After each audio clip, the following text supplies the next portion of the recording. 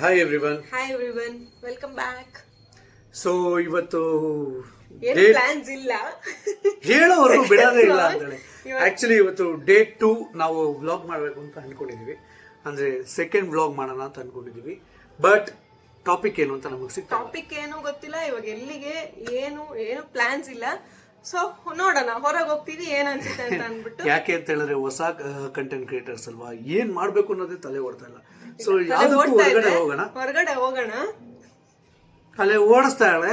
So ನನಗಂತೂ ಇನ್ನೂ ಏನೋ ಗೊತ್ತಿಲ್ಲ, ಮುಂದೋಗಿ ಏನಾಗುತ್ತೆ ಅಂತ ನೋಡೋಣ. ಬಾಯ್. ಸೊ ಹೊರಟ್ವಿ, ಗಾಡಿ ಸ್ಟಾರ್ಟ್ ಮಾಡಿಬಿಟ್ಟು ನಾನು ರಕ್ಷಿತಾ ಇಬ್ಬರು ಹಾಗೆ ಆರಾಮಾಗಿ ಹೋಗ್ಬೇಕಾದ್ರೆ ದಾರಿಲಿ ವಿದ್ಯಾಪೀಠ ಸರ್ಕಲ್ ಸಿಕ್ತು. ಅಲ್ಲೊಂದು ದೇವಸ್ಥಾನ ಕಾಣಿಸ್ತು. ದೇವಸ್ಥಾನಕ್ಕೆ ಹೋಗೋಣ ಅಂತ ನೋಡಿದ್ರೆ ಫುಲ್ ಬಾಗ್ಲು. ಕ್ಲೋಸ್ ಆಗಿದೆ. ಚಾಟ್ಸ್ ತಿನ್ಕೊಂಡ್ಬಂದ್ಬಿಡೋಣ ಅಷ್ಟು.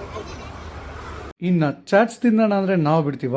ಅಲ್ಲಿಂದ ಹೊರಟಿದ್ದೆ ಸೀತಾ ಸರ್ಕಲ್ಗೆ ಬಂದು ಬಸವೇಶ್ವರ ಬೇಲ್ ಕಾರ್ನರ್ ಅನ್ನೋಂಥ ಜಾಗದಲ್ಲಿ ಫಸ್ಟ್ ನಾವು ಆರ್ಡ್ರ್ ಮಾಡಿದ್ದೆ ಟಿಕ್ಕಿ ಪುರಿ. ಟಿಕ್ಕಿ ಪುರಿ ನೋಡ್ತಾರೇ ಅಪ್ಪ ತಿಂದಾಕ್ಬಿಡ್ಬೇಕು ಅಂತ ಅನ್ನಿಸ್ತಾಯಿತ್ತು.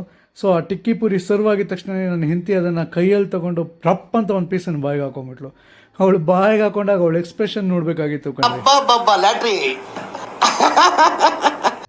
ಇನ್ನು ನನ್ನ ಹಸ್ಬೆಂಡ್ ಕೇಳಬೇಕಾ, ಅವ್ರು ಆರ್ಡರ್ ಮಾಡಿದ್ದು ಬಂತು, ನನಗಿಂತ ಬೇಗ ತಿಂದರು ಅವರು. ಈ ಒಂದು ಅದ್ಭುತವಾದ ಕ್ಷಣಕ್ಕೆ ಭಾರತವೇ ಸಾಕ್ಷಿಯಾಗಿದೆ. ಇವಾಗ ಬಂದ್ವಿ, ಟೆಂಪಲ್ ಇನ್ನೂ ಕ್ಲೋಸ್ ಆಗಿದೆ. ಸೊ ಟೀ ಕುಡಿಯೋಣ ಅಂತ ಹೊರಟ್ವಿ. ಎಲ್ಲಿ ಟೀ ಕುಡಿಯೋಣ ಅಂತ ನೋಡಿದ್ರೆ, ಸೊ ನಮ್ಮ ಸೀತಾ ಸರ್ಕಲಿಂದ ಡೌನ್ಗೆ ಹೋದರೆ ಅಲ್ಲೊಂದು 90 ಬಾರ್ ಅಂತ ಇದೆ. ಆ 90 ಬಾರ್ ಒಳಗಡೆ ಹೋಗಿ ಇಬ್ಬರು ಒಂದು ಸ್ವಲ್ಪ ಹೊತ್ತು ಹಾಗೆ ಕೂತ್ಕೊಂಡು, ಆ್ಯಕ್ಚುಲಿ ಅದು ತುಂಬ ಚೆನ್ನಾಗಿದೆ ಚಿಲ್ ಮಾಡೋದಕ್ಕೆ ಅಂತ. ಆ ಜಾಗ ಕೂತ್ಕೊಂಡ್ರಿ, ಒಂದೆರಡು ನಿಮಿಷ ಮಾತಾಡಿರಿ, ಹಾಗೆ ಬಿಸಿ ಆದಂಥ ಟೀ ಬಂತು. ಈ ವೆದರ್ಗೆ ಆ ಟೀನ ಕುಡ್ಕೊಂಡು ಹಾಗೆ ಹಳೆದನ್ನೆಲ್ಲ ನೆನಪಿಸ್ಕೊಂಡು ಕೂತಿರಿ. ನೆನಪು ಅಂದಾಗ ನೆನಪಾಯ್ತು ನೋಡಿ, ನಾವು ಆ್ಯಕ್ಚುಲಿ ಮದುವೆಗೆ ಮುಂಚೆ ಇಲ್ಲೇ ಅತಿ ಹೆಚ್ಚಾಗಿ ಬಂದು ಟೈಮ್ ಸ್ಪೆಂಡ್ ಮಾಡ್ತಾಯಿದ್ದು. ಸೊ ಅದೊಂದು ಒಳ್ಳೆ ಮೆಮೊರಿ ಬಿಡಿ.